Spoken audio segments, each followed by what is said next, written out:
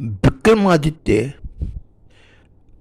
लाश को अपने कंधे पर लेकर के और रवाना हो गया वहाँ से, जंगल से। और वह उस तांत्रिक के वहाँ पर जा रहा था कि थोड़ी सी दूर चलने के बाद में जो लाश में जो बेताल था, बेताल बोला, विक्रमादित्य तुम बड़ा जिद्दी है रे, तू बहुत जिद्दी राजा है, वास्तव में तू प्रण का पक्का है। तूने क्या प्रतिक्रिया की उसके साथ में? वो है जो तांत्रिक सही नहीं है, वो है बुरा चाहता, तुम्हारा किसी का भला नहीं चाहता, वो मेरे को बस में करके और सब काम कराना चाहता है। तुम क्यों इतना पीछे पड़ा है मेरे?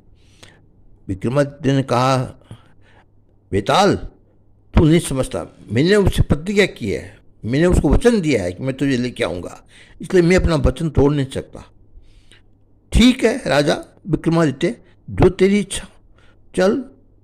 मैं जानता हूँ तू थका तो नहीं है और थकेगा भी नहीं, लेकिन रास्ता में बोर नहीं हो, इसलिए एक कहानी तेरे को सुना दूँ मैं यहाँ से, चलो। लेकिन विक्रमादित्य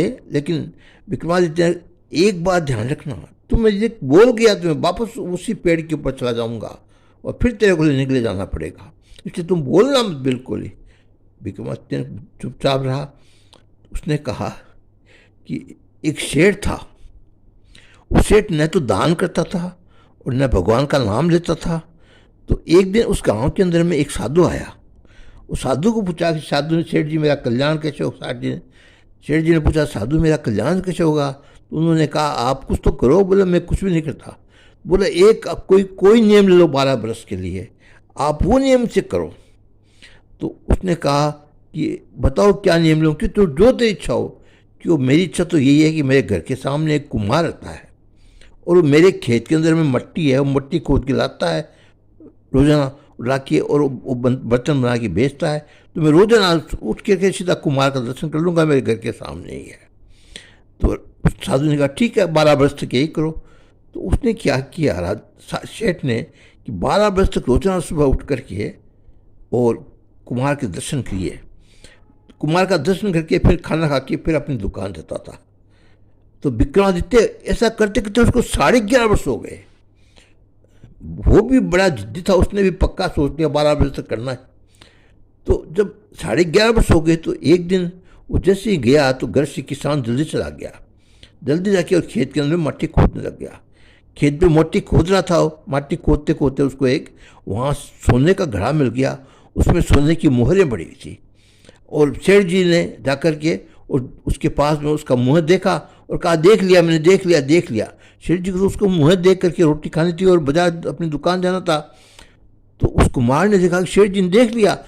तो कहा, बोला, सेठ जी आपने देख लिया तो देख लिया, कोई बात नहीं, ठीक है, ये मेरा है, ये मैंने यहाँ पर मैं रोजाना मट्टी खोदता हूँ, मैंने मट्टी खोदी, मेरा घड़ा निकला सोने का, इसमें सोने की मोहरें सब मेरी है। तो सेठ जी ने कहा, यार ये ज़मीन तो मेरी है, तू कैसे ले सकता सोने की मोहरें सब? तो उसने कहा कि आप ज़मीन की आपने मुझे खुदाई के लिए दे रखी है, मैं खुद दूंगा, इसमें जो निकलेगा वो सब मेरा है।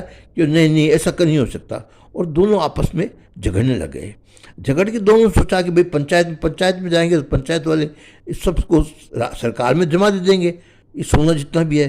तो बोला क्या करें? तो बेताल ने कहा, राजा विक्रमादित्य तू बड़ा न्यायी है, तू बहुत अच्छा न्याय करता है, तेरे को ज्ञान है, तू बुद्धिमान है और तेरे जैसे होशियार कोई है राजा भी नहीं है इधर में। तो बता उसके कैसे उन दोनों का न्याय तू क्या करेगा?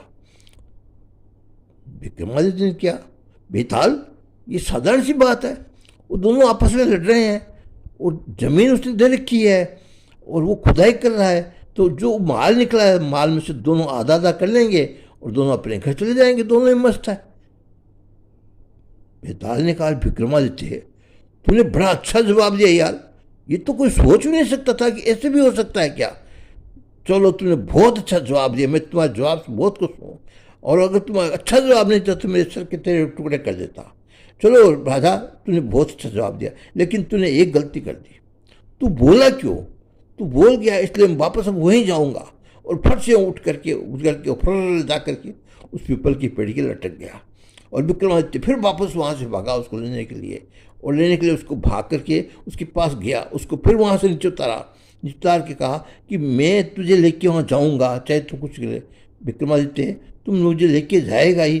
तो अब मैं आपको जो अगली कहानी सुनाऊँ उससे पहले आप मेरे चैनल को सब्सक्राइब करिए, लाइक करिए और घंटी बजाइए। और अब विक्रमादित्य को उस बेताल को अपने रख करके कंधे के ऊपर लेके जाने लग गया।